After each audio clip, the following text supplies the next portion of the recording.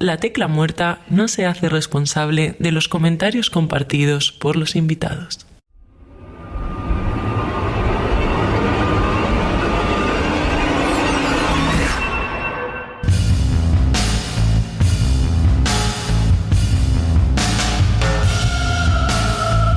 Bienvenidos.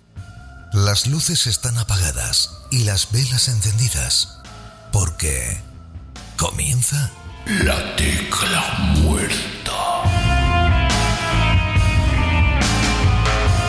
Un espacio dirigido y presentado por Jorge Sánchez.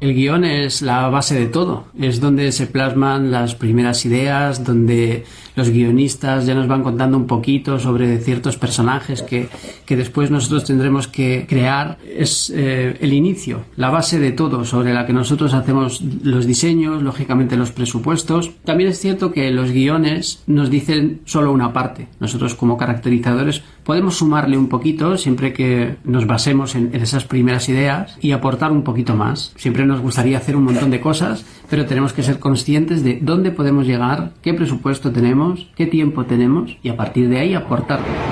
Era un proyecto mucho más amplio en todo lo que tiene que ver con el volumen de maquillajes protésicos y todos los muñecos, los efectos que había que hacer. Y aparte, mi equipo pues ha estado realizando los maquillajes que denominamos looks. Son los maquillajes que se ven en primer plano, que es una caracterización realizada con prótesis de silicona.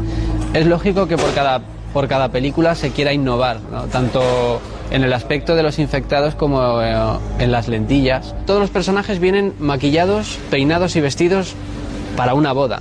Y a partir de aquí pues viene ya todo jaleo, porque cae el dummy, la tía Amparo va a socorrer a su marido y viene el primer mordisco, ¿no? El pollo este del queso de la pizza.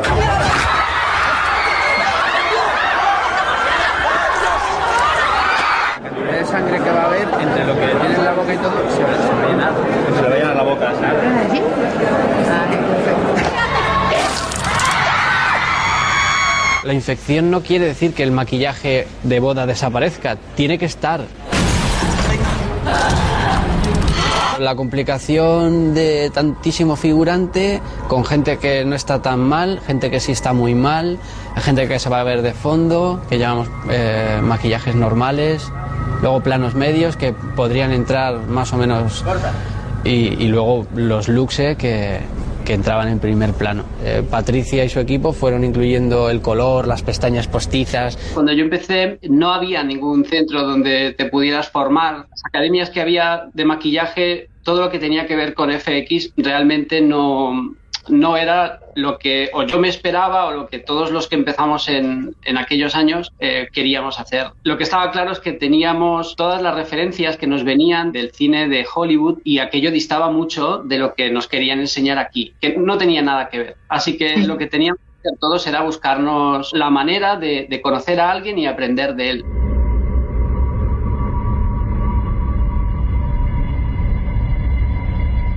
Muy buenas noches, muy buenos días, muy buenas tardes. Soy Jorge Sánchez y esto es La Tecla Muerta.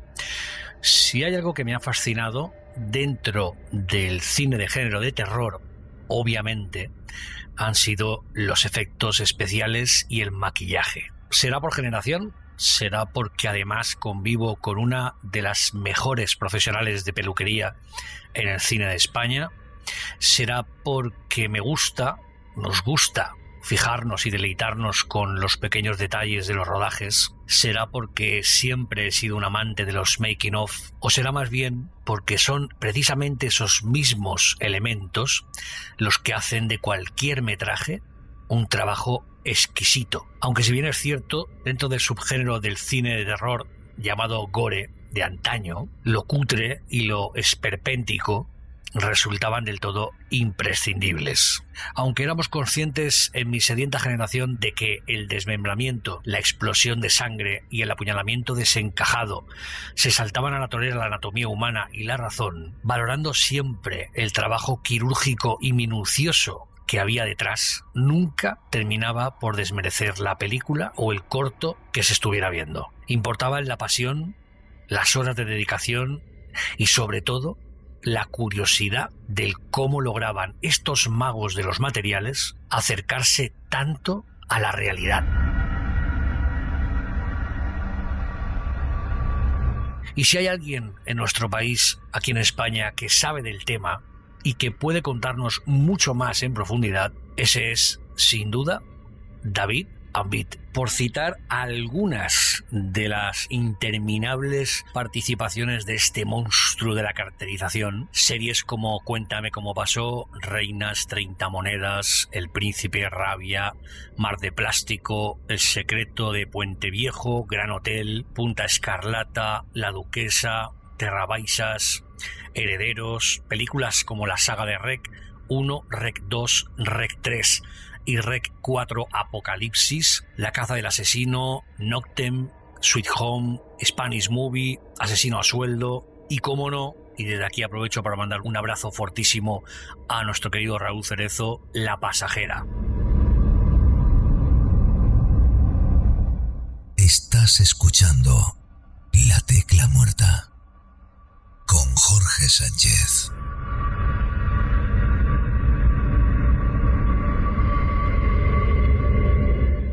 Bueno, y como decíamos, si hay alguien en España que nos puede explicar un poquito de qué va esto del látex y de la sangre y de hacer este tipo de cosas, es David Ambit. ¿Cómo estás? Pues muy bien, encantadísimo de estar aquí charlando contigo y expectante, porque es que es el primer podcast en el que participo. ¿Ah, sí? Sí. Oye, pues me extraña porque, joder, con el recorrido que te decía off the record que tienes y con lo que está de moda esto de los podcasts y este tipo de generación de contenido, sí. Bueno, pues nada, pues me lo tomo como un halago también. Entrevistas sí que me han hecho algunas, tanto en prensa como en televisión, pero podcast es el primero. Así que ya te digo, estoy expectante y muy ilusionado. Bueno, pues nada, pues un doble lujo. Oye, ¿qué tal estás? ¿Bien? ¿Todo bien? Pues todo muy bien. Mira, venimos de una semana muy complicada de rodaje nocturno, porque esto del cine tiene esas vicisitudes, ¿no? Que de repente te toca de día en un sitio maravilloso, en una playa, como también te toca rodar en un bosque de noche, empezando a las 7 de la tarde y terminando a las 6:30 de la madrugada. Así que la semana pasada fue muy compleja, con mucho esfuerzo, y bueno, pues hemos tenido este fin de semana de descanso, así que... Bueno, yo lo mencionaba al principio del programa, aunque me ha echado la bronca, pero mi mujer se dedica durante mucho tiempo también al cine. Y de hecho, fíjate, estuvo el año pasado, estuvieron en el viejo pueblo de Belchite, en Zaragoza, rodando la serie esta de Vampire Academy. Sí. Y estuvieron por allí también con los de FX, allí haciendo cabezas cortadas, vampiros, lentillas y tal, y acababan, pues eso, que te entiendo perfectamente. Y creo que si te parece, podemos arrancar por ahí, en vez de hacerlo como Oliver Twist, nací y crecí. Ahora entraremos en eso, aunque sé que resides en Madrid, pero creo que la parte más importante que a mí, por lo menos, me gusta destacar en este tipo de oficios, David, es que creo, aunque poco a poco se van cambiando las tornas y creo que a día de hoy la gente está más concienciada en este punto de vista, pero de un tiempo a esta parte creo que no se ha valorado mucho el esfuerzo titánico que hay detrás de dar forma, qué sé yo, a cualquier tipo de caracterización en el mundo del cine. ¿Estás de acuerdo con eso? Hoy en día ha cambiado la cosa y ya se valora un poco más todo ese trabajo que hay detrás. Pues no, siento decirte que no, creo que nadie o muy poca gente es capaz de entender lo que conlleva hacer una criatura. Aquí lo primero que tenemos en cuenta es por qué vamos a hacer esta criatura. Es evidente que este es nuestro negocio. Nosotros vivimos de esto nos encanta el cine y de hecho nos dedicamos a esto por nuestro amor al cine. Ese es el principio. Pero luego también tienes que entender por qué haces una criatura. Ahí entra un poco nuestro perfil friki. Evidentemente es mi opinión, que puede ser nada. Sí. Pero yo creo que para hacer una buena criatura tienes que entender, aunque sea de manera ficticia, de dónde viene esa criatura, cuál ha sido su entorno, cómo se ha criado, cómo se ha desarrollado, para darle sentido. Cuando tú piensas en cualquier animal de nuestro entorno, pues tiene 4 patas o tiene 2 por algo, y así se desenvuelve y así vive. Pues nuestras criaturas tienen que tener lo mismo, ya sea una niña demoníaca como una alienígena, tiene que tener un sentido orgánico y por eso el público lo va a entender más, menos, o va a causar más terror o menos terror. Si no conseguimos hacer algo biológicamente creíble, la gente va a pensar, esto es un muñeco, no cuela. Entonces, cualquier persona que no entre en ese juego, y te hablo incluso de productores, directores, simplemente el que quiera tener ahí a una figura no le va a dar sentido a esto. O sea, no va a entender cuál es el esfuerzo tan titánico que tienes que hacer desde el mismo diseño, pasando por su posterior presupuesto y conseguir hacerla. Bueno, o sea, todo esto es una lucha continua. Te puedo decir que de 20 propuestas que tengamos, solo 4 o 5 suelen salir. Salen para adelante. Y cuando salen y lo presentas, todo el mundo dice lo mismo, ¡ah, qué chulo, va, qué bonito! Pero no saben cuál es el esfuerzo real. El proceso que hay detrás, claro. No, la cantidad de gente que hay detrás, el esfuerzo hasta última hora. Y te digo literalmente hasta última hora. No es una muy buena costumbre, pero a mí me gusta, me siento un poco John Hammond en este aspecto. El dueño de Parque Jurásico, ¿no? que decía que él había asistido a todos los nacimientos de las criaturas, de los dinosaurios de su parque. A mí me gusta pasar la última noche con mis criaturas, pintura, el pelo, darle la última noche, aunque ya estén terminadas, pero sabes, esos retoques, esas últimas cosas. Me gusta porque es como prepararla para venir al mundo. Esa última noche es para ella, o ese último día, depende si ruedas de noche o de día, pero me gusta quedarme con las prótesis, dando los últimos toques de color, inyectando los últimos pelos. Me encanta porque es como algo entre la pieza y yo, en el que ya le doy el último toque y ya sé que más no he podido hacer. Y es algo casi sentimental, no te voy a engañar.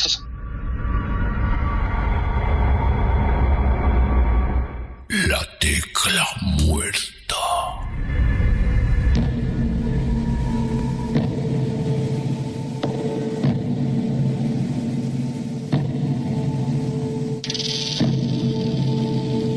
Se podría comparar, y lo siento si suena demasiado provincialista, ahora que estoy aquí en Valencia viviendo desde hace ya un tiempo, con el tema de los fogueres que hacen los falleros, que son en definitiva pues el trabajo de todo un año, luego se le prende fuego y mucha gente no entiende cuando ellos lloran y ven sus creaciones siendo pasto de las llamas, ¿no? Podría ser una cosa parecida en un buen sentido de la palabra, ¿no? Totalmente, sí, totalmente. Es como así es como te voy a mostrar al mundo. Correcto. Porque fíjate, igual aquí esto es una empresa familiar. O sea, esto es una empresa muy familiar, somos muy poquitos, depende del proyecto, evidentemente, pues vamos contratando a más personas o a menos. Y lo que pasa muchas veces es que nos dedicamos en cuerpo y alma a esto.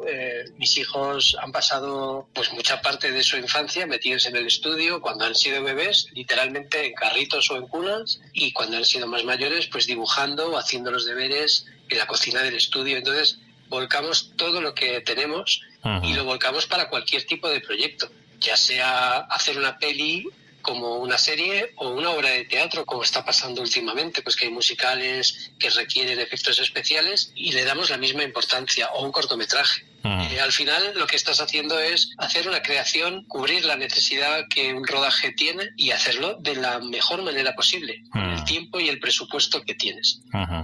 La gran mayoría de las personas que se acercan a ti te conocerán básicamente por la saga de REC, como fue mi caso. Obviamente tu carrera es extensísima, habías hecho antes muchísimas más cosas.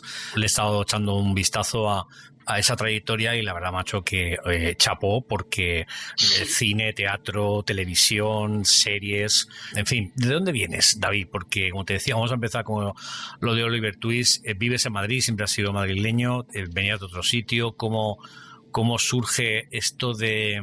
Aunque tengo algunas pistas, yo más o menos conozco la respuesta, pero para los oyentes, cuéntanos un poquito, David Ambit, de dónde nace Nazco en el 79 en Madrid, como bien dices, pero la mayoría del tiempo me crió en un pueblecito muy chiquitito de Ávila, con mis abuelos. Todo viene un poco de ahí. Creo que ha sido un poco entre casualidad. Mis padres trabajaban, yo me crié con mis abuelos, y es que allí tampoco había nada más. Era ni siquiera era un pueblo, entonces era una aldea. Y lo único que allí había era un estanco que vendían revistas, tabaco y plastilina.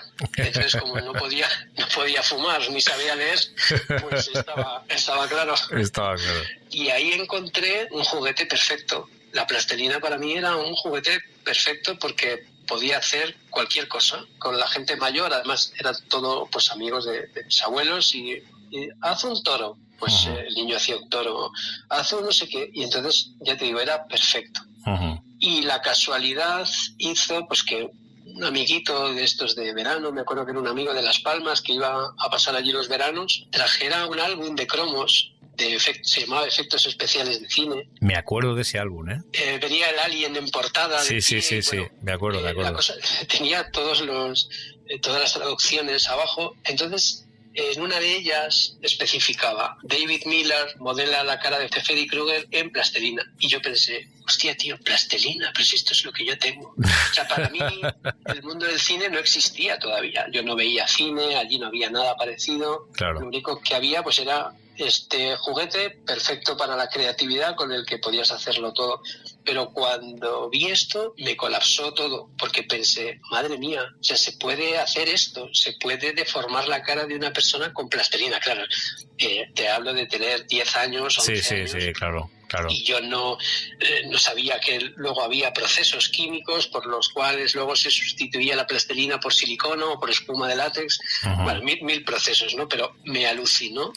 Flipé, de verdad que fue como algo increíble, y desde entonces tengo casi la total seguridad que yo no he dejado de pensar en esto en ningún momento. Evidentemente vives tu vida, estudias porque era un crío, estudié, pero en el momento en el que pude dejar de estudiar, mi único objetivo era dedicarme a esto. Complicado porque ahora mismo vivimos en una sociedad en la que informarse o encontrar cualquier cosa es facilísimo. Lo tenemos en la misma mano. Nuestros móviles son una puerta abierta a cualquier cosa, a cualquier producto, a cualquier libro.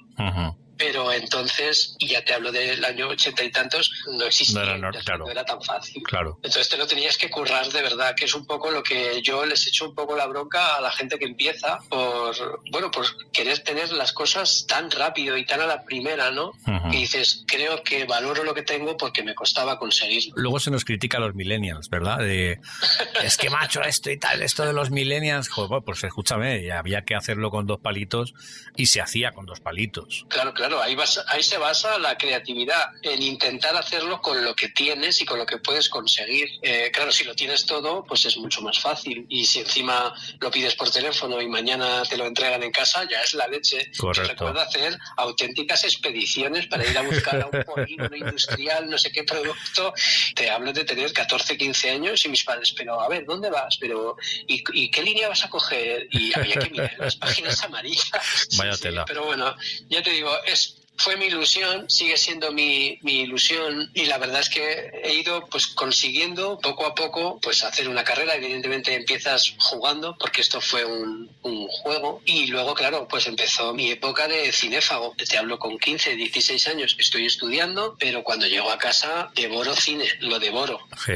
Todo tipo de cine, porque aunque te cueste creerlo, a mí el cine de terror no me gusta.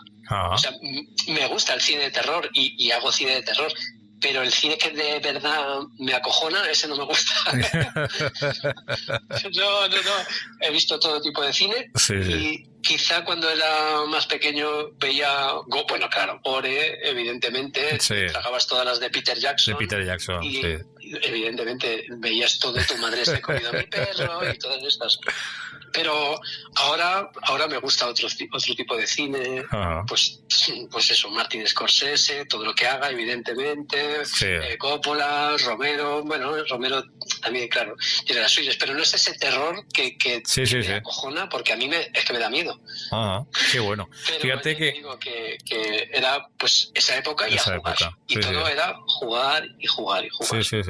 Es una manera didáctica muy interesante de aprender que yo creo, y de nuevo llámame ingenuo, que se ha perdido. A ver, no podemos generalizar, obviamente. Hay gente que sí que sigue aplicando esa manera de enseñar y demostrar cómo se hacen los procesos de las cosas. Pero entonces es cierto que los que nacimos en aquella época tuvimos la gran suerte. Otros lo ven un inconveniente, ¿sabes? Pero yo creo que es la suerte, como dices tú, de aprender jugando, de aprender equivocándote, de aprender teniendo que, como tú dices, cogerte 2 metros de 7 líneas de autobús para ir a la tienda de donde vendían el fanzine que tú querías comprar. Todo eso se ha perdido, obviamente. Pero, a ver, no es por desmerecer, ni muchísimo menos, David, estas generaciones de ahora. Pero cuando uno tiene trabas, cuando uno tiene problemas, cuando uno tiene carencias técnicas de las cosas que necesita, obviamente aprendes, pero aprendes a la fuerza. Porque si no tienes tal producto químico, pues te lo montas por tu cuenta utilizando otro que no es el que debería de ser, pero que, bueno, pues se acerca al resultado y de esa manera pues vas contrastando las cosas. Eso es, y en parte también es una criba, porque el que no llegaba a encontrarlo es porque lo dejaba por imposible. No entonces persistía, el que realmente llegaba era porque te interesaba de verdad. Ahora, claro, hay mucha gente haciendo muchas cosas simplemente porque puede hacerlo, porque lo tiene a la mano, pero no todo el mundo vale. En aquel momento el que lo conseguía era porque insistía y se lo trabajaba mucho. Que yo creo que es una cosa que va con todas las profesiones. A mí me vuelve loco esto. Vivo por esto, entro al taller y aunque esté muy cansado, pero el olor del taller, de los productos, claro, te juro que me ilusiona como cuando un crío se levanta por la mañana el día de Reyes. Qué bueno. Me encanta. Me emociona crear cosas, mirarle a los ojos o ver cómo se mueven ya delante de cámara o ver la cara de ilusión. Fíjate, te voy a hacer una confesión. ¿Sabes qué es lo que creo? Creo que como niño yo vi la aceptación de los adultos, de mis adultos y de mis mayores.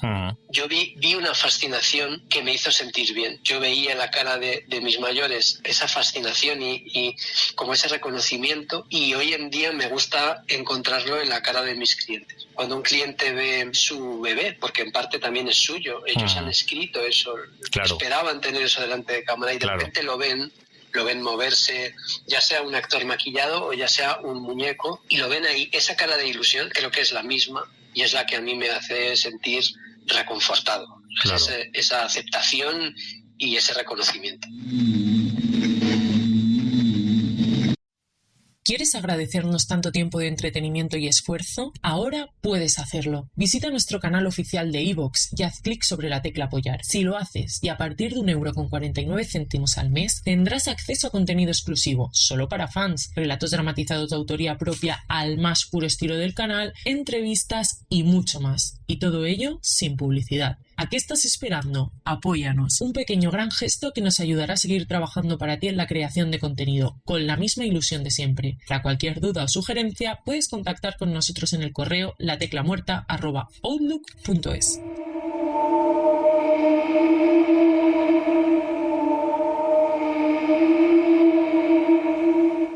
Es y tiene que ser una pasada. David, yo siempre he dicho, y no quiero ser reiterativo en las expresiones que utilizo aquí en el programa, pero el hacer lo que te gusta, al final te pagan para que te diviertas. No tienes no tienes la sensación de estar, no me malinterpretes, trabajando, sino que estás pues haciendo, cuando uno se dedica a lo que le gusta, a lo que le apasiona, evidentemente el talante es otro, y igual que cuando alguien levanta la persiana de su negocio, aunque este país la verdad que está poniéndose la cosa cada vez más difícil, pero oye, pues como dicen por ahí, sana con gusto no pica, ¿no?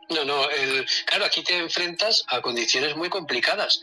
Yo estoy en mi estudio, pero a lo mejor sé que tengo 20 días para sacar adelante algo que hay que hacerle moldes, hay que sacar un positivo en el material en el que lo queramos rodar, maquillarlo, ponerle pelo. Quiero decir, tienes que construir algo que delante de la cámara parezca orgánico, pero que surge de materiales químicos. Todo el esfuerzo se mete en la escultura. La escultura tiene que ser hiperrealista, tienes que hacer los poros, los músculos, los tendones, claro, las arrugas. O sea, tienes que pensar casi como si fueras un cirujano y vas tocando capas y haciendo que esas capas sean correctas y que parezcan de verdad. Entonces, cuando ya lo ves ahí, cuando has conseguido que tu criatura esté delante tuyo y sea útil, ¿no?, delante de la cámara y desarrolle todo, porque al final también hay una cosa que no se puede olvidar, y es que hacemos esto para contar una historia, no es simplemente el hecho de voy a hacer un monstruo. Claro. No, tienes que contar un monstruo que cuente una historia,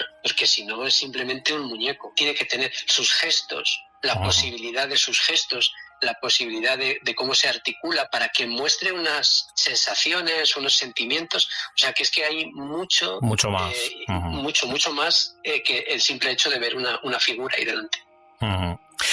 Aquí en el programa estuvo Lázaro Totem. Si no has escuchado la entrevista, te recomiendo que lo hagas. Es un querido amigo, un artista del carajo, la verdad es que y se dedica al tema de la pintura, el dibujo, autodidacta también donde los haya, y también una persona que remó mucho contracorriente, que se hizo a sí mismo, como la gran mayoría de vosotros y de vosotras. Y él me decía, cuando uno está dibujando, tiene que saber mucho de anatomía. Te lo comento por todo esto que estamos hablando de, claro, la gente da por sentado que haces un monstruo, como tú dices, o haces una persona deforme, o haces cualquier tipo de herida, o haces cualquier tipo de, qué sé yo, una escena en la que se le chafa una cabeza, como bien sé que te las viste y te las deseaste para hacer aquella escena, sabes a cuál me estoy refiriendo. En fin, pero allá hay anatomía humana, es decir, hay huesos, hay piel, en fin, si alguien va a tener que ser desmembrado, pues tienes que saber que cuando tiras del músculo hay hueso y hay tendones y hay cosas que luego tú tienes que plasmar ahí.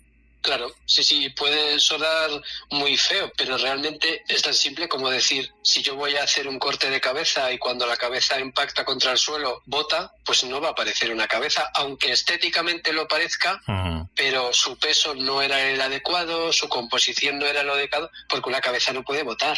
Correcto. Entonces tienes que formular la composición de esa cabeza pensando en que tiene una piel, pero dentro tiene que tener un hueso o una zona dura de esqueleto para que tampoco parezca un cojín blandito, porque las cabezas no son así. Y al final lo que tienes que hacer es eso, es como una deconstrucción del cuerpo humano o de cualquier cosa que estés construyendo, pensando en que tiene unos huesos, unos músculos y una piel que lo viste finalmente y trabajar en consecuencia. Claro, si no es cuando las cosas no funcionan, cuando no... Porque al final... Da igual lo que hagas, sea un alienígena o lo que sea, pero si no se rigen con la naturalidad a la que estamos acostumbrados a ver, no funciona. Claro. O sea, tú podrías decir que un alienígena es todo mocoso y blandito y no sé qué, pero si no se mueve y no gira por donde debe, el ojo humano va a decir, uy, y te saca de la peli. ¿Sabes? También tiene que ver precisamente con eso, con la cinematografía. Hay otro aspecto también bastante importante y que tú lo mencionabas en una entrevista, el guión lo marca todo. Como decíamos al principio, al final, no solamente en cuanto a la historia de cómo debe de ser el monstruo, la criatura, la entidad, la persona, el actor que va a encarnar ese personaje, sino además otra serie de cosas que también son igualmente importantes, como por ejemplo el presupuesto. Es decir, yo es algo que también ahí me gustaría, tengo mucha curiosidad, porque aunque he trabajado en el mundo del cine y sé más o menos cómo funciona, para los que nos están escuchando ahora mismo, David, ¿cómo surge la historia? A ver, te pasan el guión, vosotros como empresa, como profesionales del efecto especial, os dan unas pautas de lo que se quiere, leéis el guión de la película, sabéis qué es lo que se necesita para el rodaje. ¿Cómo elaboráis vosotros ese presupuesto en función, sabiendo que el presupuesto es lo más jodido que hay en los rodajes, porque claro, siempre está muy ajustado todo? Bueno, pues realmente lo que suele pasar es que hay una llamada o un mail en el que se nos propone cierto trabajo y lo que se nos comparte es o el guión entero o una parte del guión. O si de repente todas las conversaciones no llegan a un buen puerto, pues no tener toda la historia, ¿no? Lo que pasa es que hay guiones que son muy narrativos y otros que son más descriptivos. Los que son descriptivos ya te hablan de cosas concretas, incluso hay muchos directores pues que ellos mismos ya tienen su biblioteca de imágenes, ¿no? De lo que quieren y más o menos una idea. Por ejemplo, hay directores como Guillermo del Toro que hacen dibujos y cuadernos sobre las criaturas que ellos quieren. De hecho, bueno, es que el propio Guillermo creo que estuvo 11 o 13 años trabajando en un estudio de efectos especiales. Es un director que en ese aspecto es complicado de trabajar precisamente por eso, porque sabe muy bien lo que quiere. Pero luego está el otro punto, ¿no? En el que pues es más narrativo y te dicen cosas más, menos detalladas, como una figura oscura sale del pantano y no te dice nada más. Entonces hay que hacerlo desde cero. Así que una vez que se hace una lectura de guión y se habla con el director, lo primero que se hace es un diseño. Todo se basa en el diseño. No se puede presupuestar sin diseñar. Entonces hacemos varios diseños. El que se elige o el que, digamos, el que se deduce de todos esos diseños, hay veces que te dicen, esta cabeza me encanta, pero creo que mejor la espalda del diseño 3. Se hace una composición y a partir de un diseño entonces ya se pasan unos números y aquí es donde suelen venir los disgustos, claro. Porque, porque como te decía, aquí primero los materiales no son nada baratos y luego el equipo humano que se necesita es grande. No se puede hacer una criatura, si hablamos de una nariz, si hablamos de una cara, evidentemente se puede abordar entre 2 o 3 personas, pero si hablamos de una criatura completa, se debe de trabajar con mucho más equipo y eso conlleva las altas, los contratos, pues todo lo que es trabajar con un equipo y eso es caro. Es evidente que estamos haciendo entretenimiento y el que escribe sobre entretenimiento debe de saber que aquí hay un dinero implícito. Claro. Eso está claro. No somos necesarios, no somos neurocirujanos, pero si hacemos ficción, pues tiene que haber un presupuesto.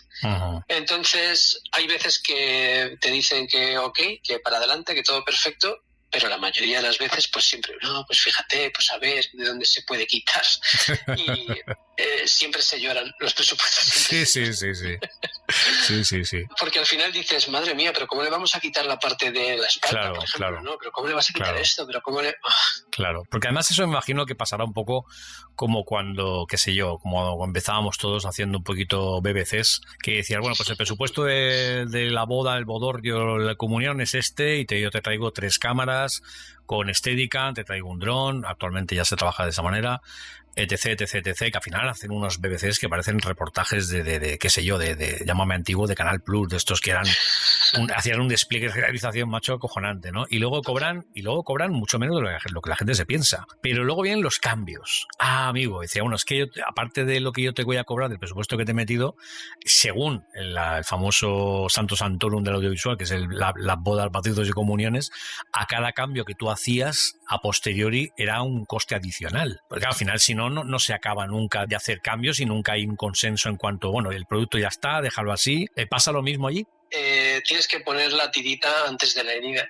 Nosotros en nuestros presupuestos de hecho es que casi son más cláusulas que presupuesto. O sea, te puedo decir que tenemos 2 hojas enteras de cláusulas y a lo mejor la de presupuesto es una.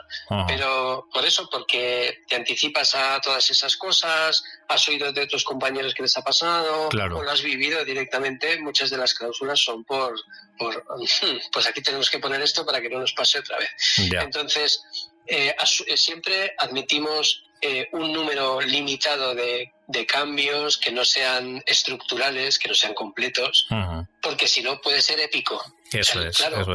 Pero a mí me pasa, o sea, yo para ponerme a modelar tengo que tener un objetivo y ese es el objetivo que he marcado con el cliente y ahí es donde hay que llegar, no puedo cambiar nada.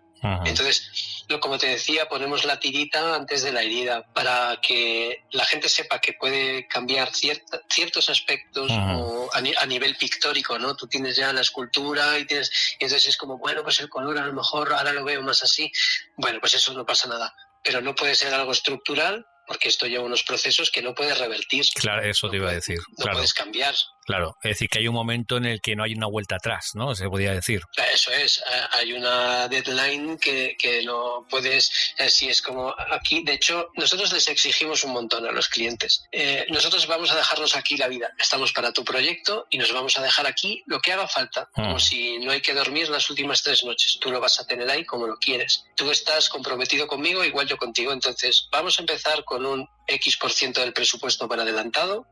Tienes la capacidad de poder venir cuando tú quieras, ver todos los procesos, te mandamos fotos semanales, pero llegamos al proyecto con el 100% cobrado, siempre. Entonces, ellos tienen el poder de venir y de revisar todos los pasos del proyecto, pero nosotros no dejamos los pagos para 30, 60 o 90 días. Esto no puede ser y están muy acostumbrados a esto. Entonces, juegan con eso, a presionar, a esquetar. ¿Sabes? Ese juego medio piratón. Sí. Entonces, aquí las cosas están muy claras. nos ceñimos a las cláusulas que están firmadas en el presupuesto y de ahí nadie se mueve, tanto en fechas de pago, si el cliente no cumple, nosotros paramos la máquina, por lo cual las fechas de entrega cambiarían.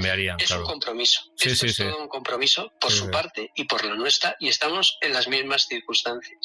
Tratamos a todo el mundo por igual y nos gusta que nos traten con respeto y sabiendo que nos vamos a dejar la vida de esto. Contacta con nosotros a través de nuestro correo electrónico lateclamuerta@outlook.es o, si lo prefieres, directamente a través de Instagram o iVoox. La tecla muerta.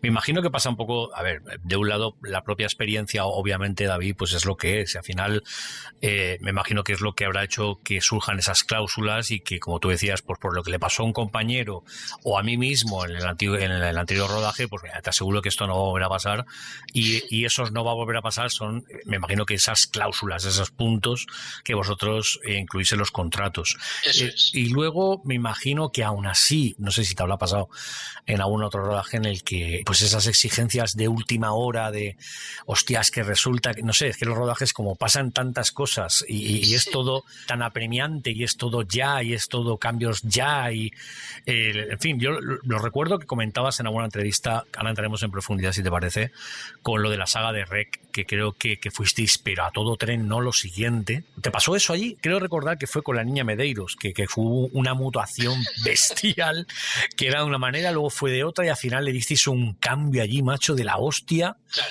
Y surgió este icono del cine del terror, ¿no? Eso es fruto de la juventud. El error ahí fue la juventud. Te lo puedo decir así porque ahora no pasaría. O sea, ahora no pasaría, y muchas veces piensas, claro, y si accediera a esto, saldría algo como pasó entonces. Pero lo que te das cuenta es que estás protegiendo tu parcela. Mira, lo que pasó en REC... Hablamos, David, de la primera parte. Sí, bueno, he sido el jefe de maquillaje de las 4. De las 4, sí, correcto. De las 4, pero en la primera parte, eso es. Lo que pasó es que confluyeron muchas cosas, y tú sabes que cuanto menos presupuesto hay, más libertad. Y cuanto más dinero, evidentemente, pues estás obligado a muchas más cosas. Y lo que pasaba allí es que al principio ese proyecto era un proyecto entre amigos. Era un proyecto entre colegas que habíamos trabajado en otras producciones. Yo había conocido a Paco antes y a Jaume en otras pelis, y de repente pues nos llamaron para esto. También te digo, era mi primera jefatura. Yo nunca había hecho una jefatura. Y claro, vas con todo. No te voy a decir que allí no había presupuesto, porque evidentemente había presupuesto, y luego hubo más. Luego Filmax se sumó a esto y hubo bastante más. Lo que pasó allí es que yo trasladé todo mi taller a Barcelona. Absolutamente. Las batidoras, los hornos, los productos, todo se trasladó a Rambla, Cataluña, y allí pusimos en la tercera planta pusimos un taller. Literalmente era un taller. Hacíamos moldes a los actores, allí se hacían prótesis, y se hacían prótesis tan genéricas en muchos casos, porque no sabías a quién se la ibas a poner. Eso es. Que hubo un momento que jugabas con las prótesis a hacer puzzles. Lo que pasa es que lo de la niña Medeiros ya fue la hostia. Sí. En las películas de género siempre el maquillaje acapara una atención especial, ¿no? En este sentido la cosa se complicaba aún más, porque aquí estamos hablando de maquillajes que debían aguantar mucho tiempo y estar preparados para entrar en un momento dado un plano que no era el plano del efecto, sino un plano que venía de otro sitio, y al entrar de repente encontrabas una cosa, ¿no? Y Gran Ana ya se convierte en Marilyn Manson. Buenas tardes, chicas, ¿qué tal? Hola. ¿Todo bien? Sí. Infectando a la gente. ¿Qué hemos sacado? Estás fantástico hoy, ¿eh? Eres feliz, ¿eh? Muy feliz. Hay un personaje en la película que aparece en el tramo final que nosotros queríamos que fuese un personaje chocante.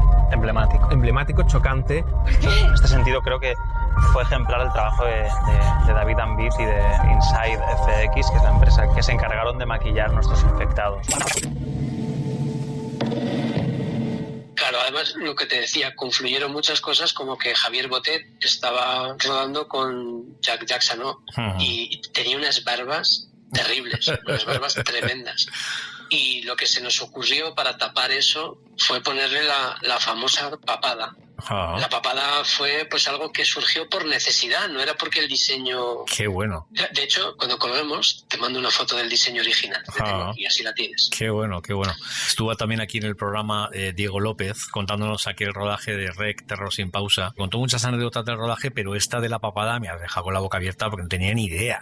Me imaginaba, David, que era simplemente pues, por una adecuación de última hora, por esto que estamos hablando de que al final pues tenían que, por una exigencia de Paco, de Jaume, pues tenías que adaptarte a lo que sea, y tuviste en esa reconversión final, que sí que sé que tuvo lugar con la niña Medeiros, pues surgió la papada, pero no sabía que era porque Botet llevaba la barba. De hecho, es que Botet, el papel, lo que había en el guión no era la niña Medeiros. La niña Medeiros nunca estuvo en el guión. Existía el padre Albelda. El padre Albelda era un cura que se había encerrado a probar en su propio cuerpo, estaba probando los síntomas de alguien al que hay que hacer un exorcismo, ¿no? La cosa es que se probaba en su propio cuerpo y al final estaba endemoniado.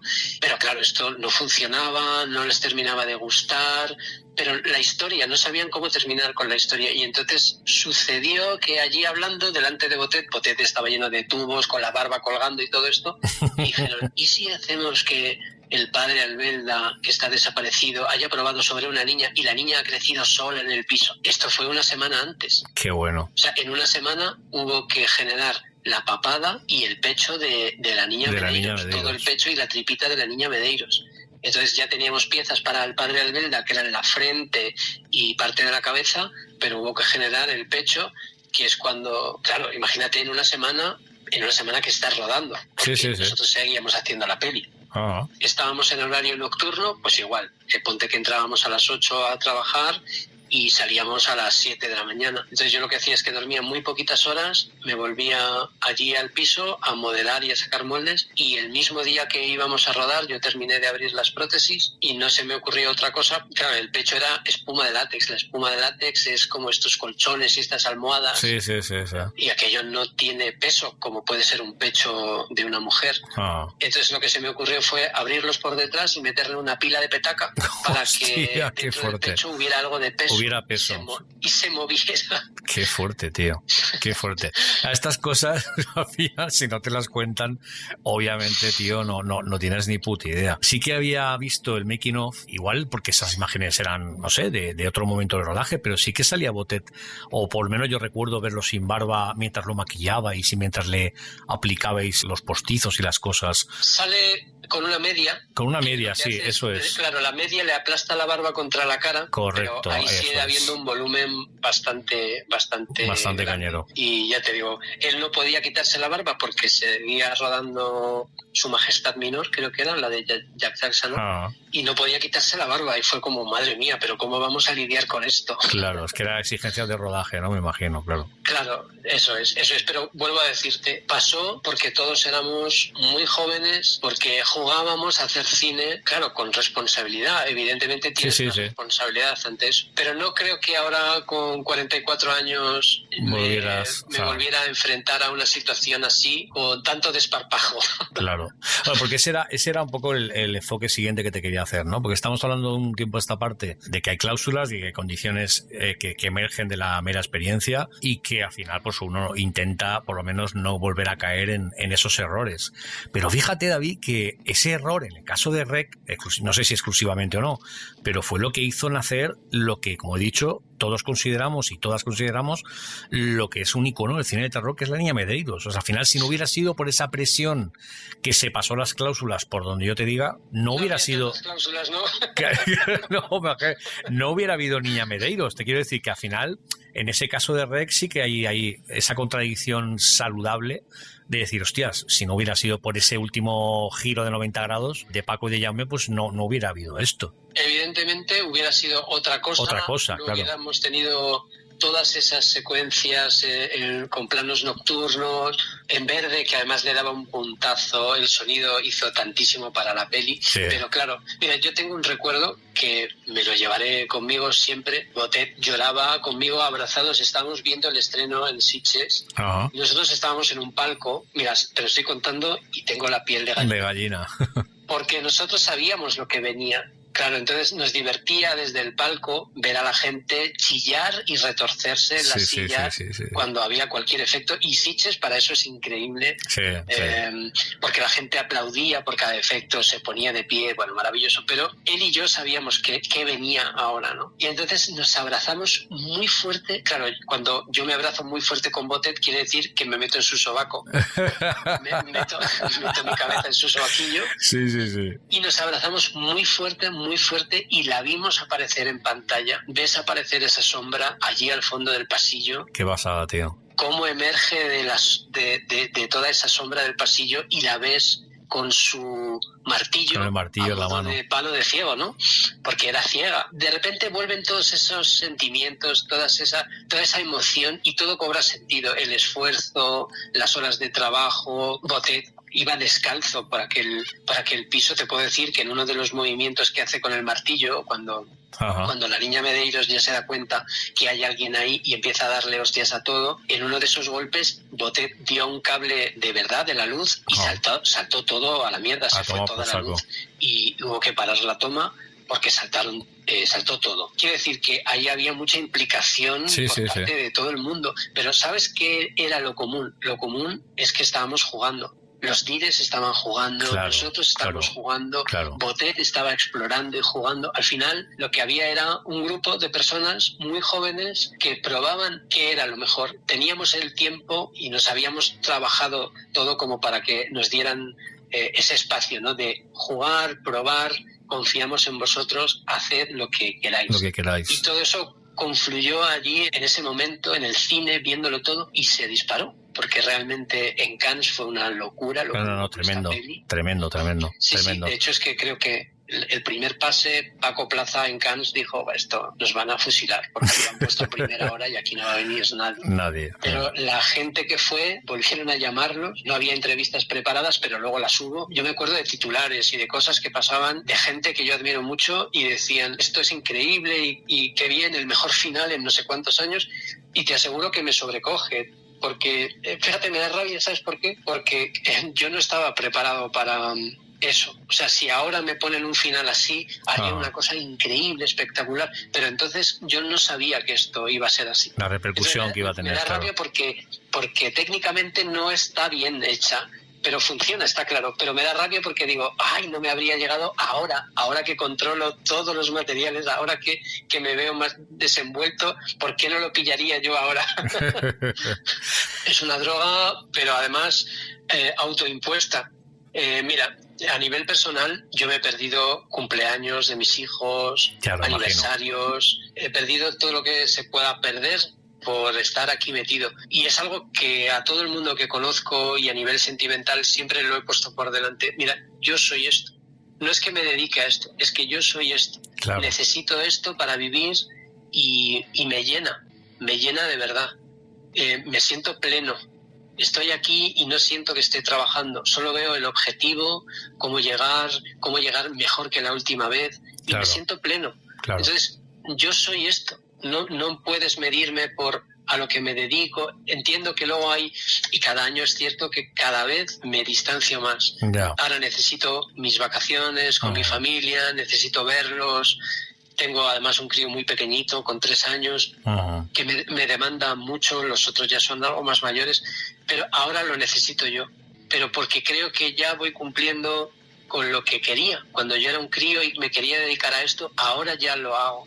Y ahora ya hago lo que me gusta y he hecho un montón de cosas y me apasiona, no lo dejaría nunca, pero ahora sí que mi cuerpo me pide otra cosa. Lo ves montado, ves lo que eres capaz de hacer por ese conjunto de cosas, porque no es una cuestión personal, es de muchos. Aportas a toda una obra y entonces cuando, pues lo que decíamos, cuando te sientes valorado dentro de un grupo, cuando sientes que tu trabajo y tu esfuerzo vale para algo, dices, hostias, es que no lo puedo dejar, es que esto es... No, es inefable, no hay palabras, aunque suena topicazo, no hay palabras para describir este tipo de cosas. Yo me acuerdo, David, cuando estuvo por aquí también Sergio Molina, el hijo de Paul Nachi, también un besito desde aquí, que fue un campeón, estuvo con nosotros también de manera muy campechana, y yo le decía, mira, tienes mucha suerte, Sergio, porque de alguna manera todos guardamos en alguna caja de galletas fotos fotos de nuestro padre o de nuestro abuelo, pero tú tienes una auténtica filmoteca en movimiento de tu padre. Es decir, de alguna manera, para tus hijos, David, cuando tus hijos sean mayores y puedan, en fin, pues ver las películas, todo lo que tú has hecho, todo lo que tú has trabajado, van a tener esa misma suerte de tener ese legado de su padre. Y eso es que es una cosa que yo creo que se nos hunde el pecho y no tenemos palabras para describirlo. Claro, ellos podrán poner este capítulo de La Tecla Muerta y escucharme, por ejemplo, como a ti, está claro. Una de las primeras pelis, cuando yo empecé, fue con Paul Naschy. Ah, sí. Que la dirigía Brian Yuzna. Y sí. Era Rottweiler. Yo empecé haciendo estas pelis que eran de serie B totalmente. Sí. Y joder, yo encontrarme allí con Paul Naschy, que había leído tanto de él. Fíjate cómo son las cosas. Aquí en Madrid, cuando yo era muy pequeñito, ahora ya son más tiendas de merchandising y cosas así, pero en la calle Luna, una paralela a Gran Vía, era la zona friki. Y con el dinero que mis abuelos me daban todos los domingos, esas propinillas, yo me iba ahí y compraba desde fanzines hasta pues la Cinefex, Fangoria, de todo. Y claro, ¿quién salía ahí? Pues todo lo que había hecho Paul Naschy, todos el Hombre Lobo y todo, y alucinaba pensando en que el Hombre Lobo era él y era español, ¿sabes? Era como, ¡guau! Y verlo rodar allí con él era como, madre mía, no sé si tenía 21 años cuando yo lo conocí, y se te coge el pecho, y es por eso, porque dices, hay una historia ahí detrás, hay un esfuerzo tremendo, y hay tantos nos, o sea, hay tantos nos en la gente que llega a trabajar, hay tanta frustración masticada ahí que dices, solamente por eso, por haber llegado y por haber insistido y por haber dicho, pues lo voy a intentar más y más veces, me voy a levantar una vez más de las hostias que me han metido, eso es digno de admirar para cualquier persona que se dedique a lo que sea. A lo que sea, sí. ¿Quieres compartir una vivencia terrorífica con nosotros? Ahora puedes hacerlo. Graba tu audio y remítenoslo al correo lateclamuerta@outlook.es. Te garantizamos que tu voz no será reconocible. Te esperamos.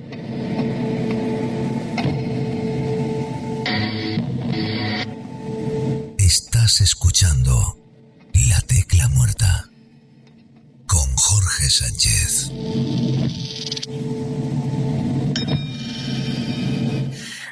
Oye, hay otro detalle que a mí, en fin, digo, revisando todo lo que habías hecho, y lo siento si soy tan persistente en el tema, pero con el tema de Rec, creo que fue la 3 que le hizo en solitario Paco, que recordemos que era una boda, me encantó lo de John Esponja. No era Bob Esponja, era John Esponja. Buenísimo. A ver si va a haber algún problema con los derechos y tal. Buenísimo, tío. Me acuerdo que lo decía al principio en la introducción del programa, una de las cosas que más me gusta del cine es ver los making of, ver cómo se ha rodado, cómo se ha hecho, no solamente la parte de FX, sino pues todo, ¿no? El tema de la realización, la producción, postproducción, todo lo que es el montaje. Desde esa perspectiva me llama mucho la atención dentro de Rec 3 la cantidad bestial. Yo caí y dije, hostia, macho, aquí hay gente vestida para una boda, hay zombies que están a medio transformados del todo, gente que lleva todavía el maquillaje que va a ir a una boda y todavía no se ha transformado en nada. Menudo trabajazo, tío. Sí. Ahí, bueno, junto con Patri Reyes, que era la jefa de maquillaje, todo se tiene que estudiar y todo se tiene que pensar y componer para la necesidad de la peli o la serie o lo que sea. Y aquí, claro, el hándicap estaba en eso, vale, vamos a tener a gente deformada, pero que no deja de llevar su maquillaje de boda o su peinado de boda o su ropa de boda. Sí. Entonces había que, a nivel protésico, cambiarles la cara y aparte, encima de eso, respetar todo el equipo de Patri maquillar y resetear el maquillaje, claro, de aquella manera, la sombra de ojos movida, las pestañas postizas pues por ahí, claro, era un doble trabajo, era bastante heavy y no deja de ser una boda. Sí. Un montón de gente. Entonces éramos como 8 personas de equipo protésico y luego venían refuerzos a ayudarnos con el resto. Vaya tela. Y desde esa perspectiva, David, ¿qué tal lleváis el récord? Porque tela, claro. Hablamos de eso, el maquillaje corrido, de tal, que si en el plano X de tal escena, qué sé yo, llevaba la mancha aquí y el salpicón de sangre allá. Es que en vuestro caso es tela marinera, ¿eh? Pues, a ver, un poco para la audiencia que lo esté escuchando, el raccord es la continuidad. Correcto. Es la continuidad entre un maquillaje y lo que le hace es el siguiente, entre un día y el otro, ¿no? Eso es. Entonces tiene que estar igual. Lo que hacemos es que para seguir el raccord, por cada actor hacemos una ficha y hacemos fotos de cómo empieza el maquillaje y cómo debe de acabar y hay que mantenerlo. Sobre todo, llevarlo por fichas también es porque si yo de repente un día me parto una mano y no puedo ir a rodaje, el compañero que me sustituya tiene que saber cómo hacerlo. Claro. Entonces ahí en esa ficha está la paleta, el color, el tono, cualquier cosa y dónde va. Una definición de lo que ha sido el maquillaje, el tipo de prótesis y cómo estaba. Es difícil porque son mucha gente. Cuando tienes a 4 o 5 personas, el raccord es una cuestión cotidiana. Pero cuando tienes a tanta gente, no por ti, sino porque la gente se toca. Claro, por eso. Claro. Toda la gente que está ahí en el fondo, todos los figurantes, tienden a hacerse fotitos, a tocarse, a abrazarse. Mira, juntos, maquillar, no sé qué. Y dices, os estáis manchando el uno con el saque del otro y me estáis jodiendo. Y estáis jodiendo todo el trabajo. Claro. Entonces, bueno, es complicado, pero no deja de ser una parte más de nuestro trabajo, que se trata de una manera como muy mecánica. O sea, es como tú llevabas esto y esto y esto, porque tengo la foto, la Polaroid o la foto impresa justo del primer día, y como el primer día tienes que quedar, a no ser que el personaje tenga una evolución y se vaya convirtiendo en otra cosa, y ahí el raccord lo que va es asociado a cada una de las secuencias. A cada cambio, claro. Eso es. Luego hay otro detalle, David, que no sé si las personas que nos están escuchando habrán caído en ello, y es el tipo de plano. Porque no es lo mismo un plano general o un plano secuencia que un plano detalle o un primerísimo primer plano, que desde esa perspectiva, nunca mejor dicho, a vosotros os toca directamente también. ¿Sabes qué pasa? Que además, mira, Rec 3 tiene para mí es un momento muy especial, porque digamos que al pasar del rodaje cámara en mano, que era Rec 1 y Rec 2, a puro cine, que ya pasábamos a formato cine, lo que decidimos es que íbamos a cambiar el material de todas las prótesis. Nosotros en Rec 1 y Rec 2 lo habíamos hecho con espuma de látex, que es un material que se mueve muy bien, es increíble para el movimiento, pero es totalmente opaco. Entonces, el control sobre el color teníamos que ser muy hábiles a la hora de maquillar. Pero lo que cambiamos fue la silicona. Las prótesis actuales son de silicona, de gel de silicona, y fue ahí en Rec 3 cuando nosotros hicimos el salto. Al cambiar de formato, cambiamos de material y conseguíamos que las prótesis estuvieran mucho más difuminadas, fueran mucho más translúcidas, como es la piel. Ganamos en todo. El formato nos exigía ese cambio, porque no iban a funcionar. No iban a funcionar igual las prótesis de espuma de látex. Pero claro, la foto en sí, la iluminación, el plano, es todo. O sea, si yo pongo un maquillaje, esto no deja de ser silicona en la piel. Entonces hay que iluminar para esa silicona. No puedes iluminar igual que para una persona normal. Eso es. Tienes que contar que eso está pegado en la piel. Fíjate, un ejemplo que siempre pongo a los vídeos de foto. Hay primeros planos en los que si la actriz o el actor está maquillado de belleza, hablo de un beauty, si está mal maquillada, si tiene mucho producto, se le ve. El vellito de melocotón se ve. Y es solamente color. Pues imagínate si no está bien iluminada y tiene un cacho de goma pegado en la cara. Claro. Muchas veces los vídeos de foto, que ya he tenido algunas conversaciones profundas sobre este tema, se basan en iluminar un entorno, una habitación, un no sé qué. Pero señores, estamos a esto. Lo importante ahora mismo es esto. Lo que va a pasar es esto. Y hay que estar en pro de este maquillaje, porque si no, no funcionará. Por mucho que yo me empeñe, si yo estoy maquillando a una persona y tiene salpicaduras rojas y venitas y no sé qué, y tú me pones un filtro rojo, lo pierdo. No se ve nada. No parecerá piel. Este tipo de detalle, David, es lo que me refería cuando te decía que no se valoraban las cosas en FX, porque al final el detalle más mínimo y más idiota que te puedas imaginar, como tú decías, cabos de vena, una persona que lleva un bigote postizo pero al mismo tiempo tiene una especie de póstula que le supura, todo eso hay que pulirlo hasta el último detalle. Sí, y además tienes que explicarlo. Entra como una especie de parte docente, ¿no? Tú llegas al rodaje y a mí me jode porque parece como si quisiera anteponer, o hay gente que piensa que quiere anteponer nuestro trabajo a todo suyo, lo demás, y no es así. Es simplemente lo que va a pasar aquí es esto, y va a funcionar así, y va a pasar esto. Pero igual que una lluvia no se ve si no la iluminas, esto no se va a ver si no lo iluminamos. Si no lo tratas correctamente, claro. Y vamos a rodar esto ahora mismo. Entonces, está muy bien, la luz es maravillosa, pero tenemos que poner, por ejemplo, un estico. Un estico es un corcho, ¿no? Dependiendo del color y de lo que quiera rebotar la luz, pero necesito que aquí rebote un poco para que esto no entre en sombra y se vea bonito. Y hay gente que se siente atacada cuando les hablas de su propio trabajo. Nosotros estamos muy, muy acostumbrados a que la gente opine. Todo el mundo opina, da igual de cada departamento, da igual. Todo el mundo lo ve y opina. La mayoría de veces muy bien, y de repente hay alguien pues que no le gusta o que dice lo que sea. Sí, lo que sea. Pero estoy acostumbrado. De hecho, es que mi trabajo está hecho para que opinen de él. Sobre todo los directores. Pues mira, qué bien, pues tal, o esta parte a lo mejor un poco más de sombra de barba. Yo qué sé, cualquier cosa. Sí, cualquier cosa. Para eso. Pero cuando hablas del trabajo de los demás, hay veces que la gente no se lo toma bien. Sí, pero bueno, eso los que conocemos el mundillo lo sabemos. Y bueno, de nuevo para los oyentes que no lo sepan, cuando estás en el rodaje, obviamente pues hay, como dices tú, que cada departamento tiene sus historias, y muchas veces es como que pisas el terreno del otro y se lo toman como a competencia profesional, cuando en realidad están todos al unísono para sacar un producto final. No debería de suceder, pero sucede. Yo lo sé por mi mujer y lo siento, cariño, un besito. Si luego me vas a reñir, pero ella me decía que cuando llevaban ahí en la van haciendo pelucas, tío, de pelo a pelo, que yo me parecía una cosa, yo decía, hostia, ¿de verdad lo hacéis pelo a pelo? Sí, además son pelucas de época, bueno, imagínate, ¿qué te voy a contar? Y después de estar 18, 20 horas, que acababa, pues imagínate cómo acababa la pobre de estar tanto tiempo de pie, pues evidentemente siempre pasaba esto, había alguien de otro departamento que llegaba y que decía y que opinaba y que tal, y puede parecer, que igual no estoy diciendo que pase a cosa hecha, pero puede parecer esto que tú comentas, ¿no? Que al final todo el mundo opina de manera peyorativa y al final pues te llega incluso a afectar, no a ti, sino al ambiente de trabajo. Todo depende de la actitud. Al ser coordinador de mucha gente, lo primero que pienso es en no me voy a referir a nadie, ni voy a hacer ninguna apreciación que no esté masticada antes, aunque sea 4 segundos. La actitud con la que te refieres a los demás marca absolutamente todo. Todo, sí.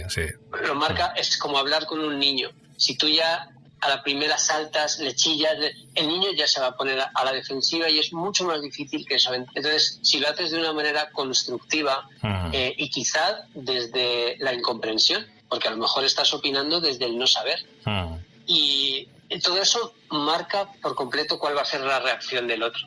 Entonces, si preguntas, si pones en duda, si lo que sea, tu misma apreciación, pues el otro te va a explicar por qué es así. Pero claro, no te deja de doler, porque si tú has estado centrado en esa peluca, en ese maquillaje, en ese efecto, has estado centrado semanas, claro, cualquier opinión que no sea buena, va a ser como, tú sabes que me he dejado aquí las cervicales para tener esto a tiempo. Eso es. Claro que podría estar mejor, pero sabes que lo he hecho en 2 semanas y es una locura. Claro. Y es que no hay tiempo para más, insuficiente que tienes esto. Claro, hay muchas cosas que duelen dependiendo, como te digo, de la actitud con la que se enfoquen, claro, obviamente.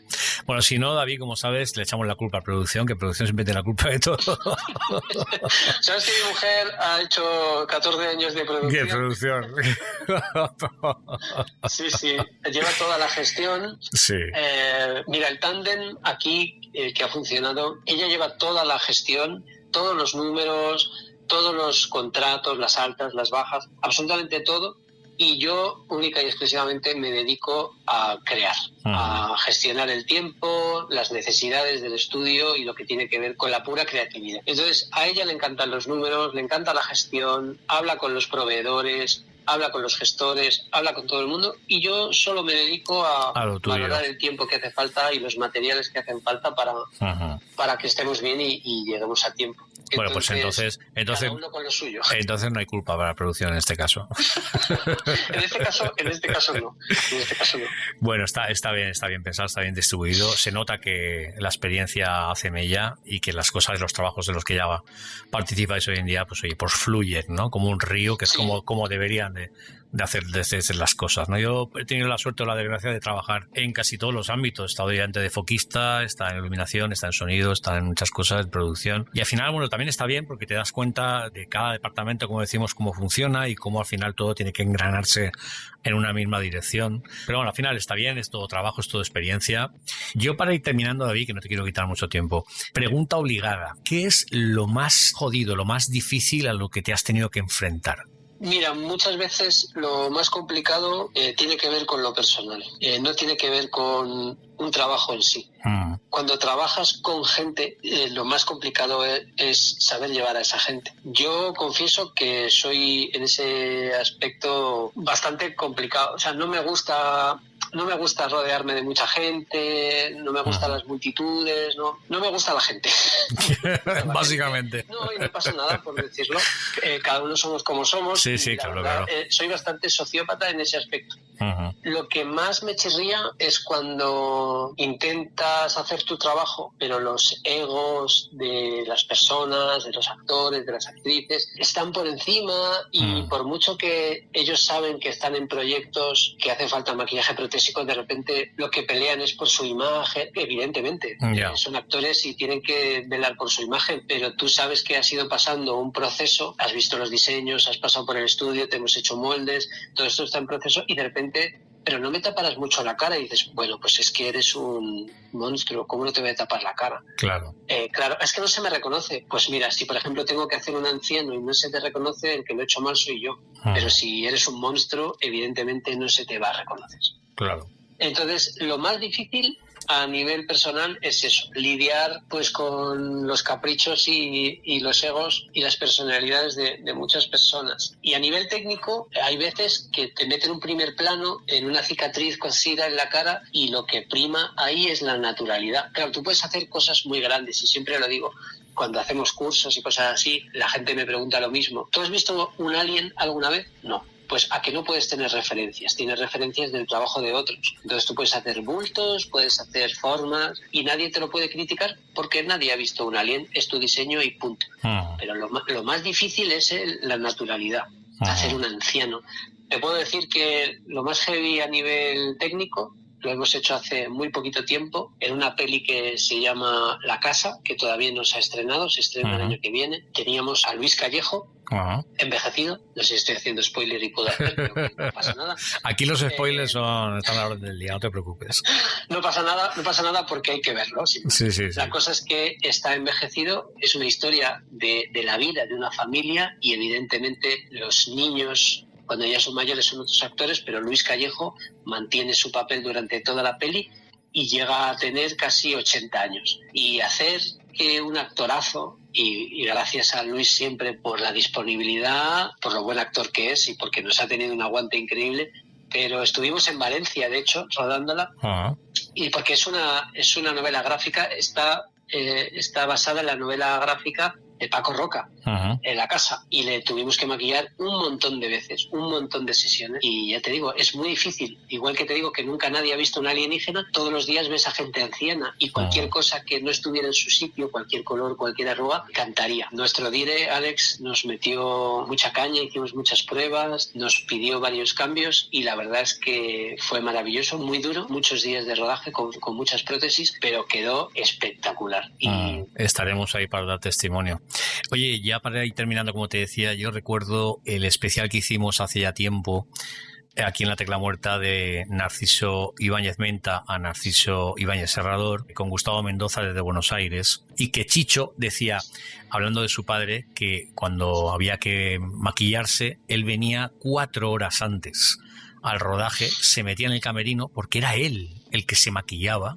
Bueno, que te voy a contar, si no sabes de la vida del maestro, que era un enamorado del Lon Chaney y de la vieja escuela de maquillaje y estas cosas, y decía, bueno, papá tenía una paciencia tremenda, ¿no? Y utilizaba incluso a veces cáscara de huevo para ponerse allí en un ojo y no sé qué historia, y con un puntito de Mastix, pues él se ponía allí, en fin, mientras se preparaba por fuera, también se preparaba por dentro. Y esa expresión se me quedó grabada. ¿Os pasa a vosotros lo mismo? ¿Os maquilláis también vosotros por dentro cuando vais a maquillar por fuera? Yo ahí recurro siempre a una de mis figuras favoritas, que es Jim Henson. Cuando fabricaba una pieza, un Muppet, claro, es que tienes que fundirte con él. Con el personaje, para moverlo, porque al final el muñeco que tú has creado es una especie de avatar tuyo. O sea, tú le estás dando la personalidad con tus movimientos. Entonces sucede esta catarsis en la que tú al final estás ahí y lo mueves y tú estás trasladándole tu inercia, tu sentimiento, ya sea o bien con unos mandos a distancia o con unas palancas de movimiento. Sí, animatrónico, claro, como sea. A mí me pasa muchas veces que yo estoy con un animatrónico y yo muevo la boca como si estuviera hablando el muñeco y pongo gestos en la cara porque estoy trasladando esa fuerza de interpretación hacia mi muñeco. Yo soy el muñeco delante de la cámara, pero no estoy delante de ella. Claro. Entonces, claro, pasa eso. Pasa que tú te vistes de ese personaje y tú te embulles ahí, y es el puntito friki del que te hablaba. Sí. Casi que estás dejando parte de ti en esa creación, y es muy bonito, es una cosa inexplicable que cuando la cuentas a veces la gente te mira como diciendo, ¿pero qué está diciendo este? Pero pasa, y creo que si no lo haces, tus piezas están muertas. Sí, yo creo que de alguna manera es inevitable. De hecho, no, es una pregunta un poco idiota. Va por ahí también un poquito, ¿no? Pues, David, de verdad que ha sido un placer, tío. Ha sido una pasada tenerte aquí. Tenía muchas ganas, ¿eh? Te decía también fuera de micrófono que me ha sorprendido mucho gratamente el que hayas sido tan cercano, que nos hayas contestado prácticamente inmediatamente, porque te mandé el mensaje, no sé si el mismo día o al día siguiente me estabas contestando que sí, que sería un placer, un gusto el estar aquí con nosotros. O sea que nada, que te devuelvo el gusto, te devuelvo el placer, el abrazo, y no vamos mucho por Madrid, pero bueno, si en algún momento o si vienes a Valencia, que sepas que aquí tienes tu casa. Bueno, igualmente, yo, vamos, más que agradecido, ni tengo que decirte que nuestro estudio va a estar aquí para cuando vengáis, pero vamos, seguro que sí. Y sobre todo, pues también un poco por lo que hablábamos, creo que hay que ser agradecido no solo contigo por darme voz en este espacio. Yo espero que lo que he contado a alguien le pueda servir de algo, aunque seguro sea para pasar un ratito entretenido. Pero sobre todo quiero ser agradecido por lo que esta profesión me ha brindado. Me ha brindado la posibilidad de aprender, de valorarme, de evolucionar y de encontrar cosas, y si me lo guardo para mí no tendría sentido. Claro. Tengo que compartirlo, disfrutar también con esto, que la verdad es que lo disfruto mucho, y ya te digo, solo puedo ser agradecido contigo por tenerme en cuenta y darme voz. Pues, querido amigo, un abrazo muy, muy, muy fuerte, y como digo siempre, quédate por aquí, que esta es tu casa, y nos vemos muy prontito. Un abrazote para todos. Un abrazo, David. Estás escuchando La Tecla Muerta con Jorge Sánchez.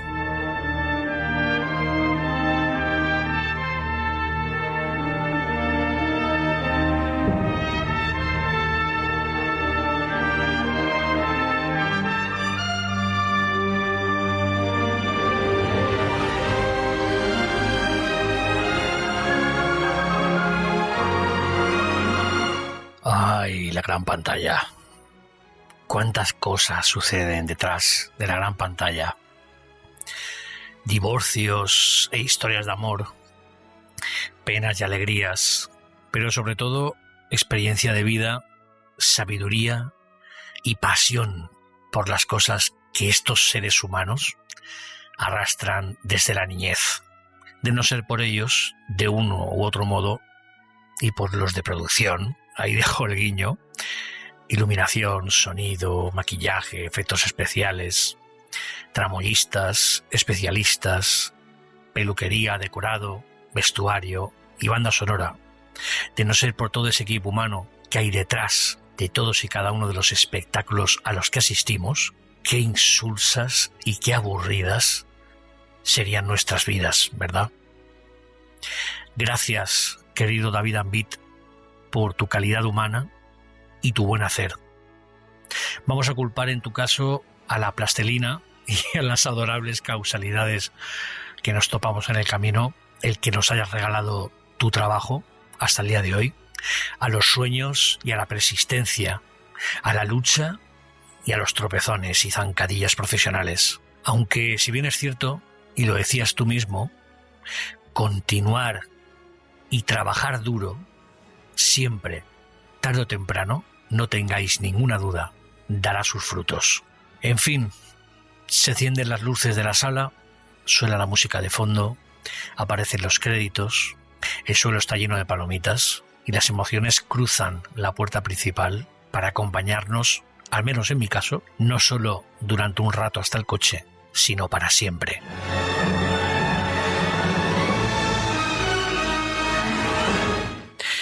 Esta semana no tendremos a Miguel Ángel Plana y sus mensajes de ultratumba.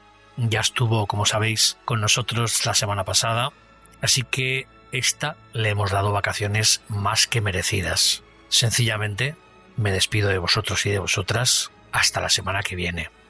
Sed felices, abrazos y besos. Chao.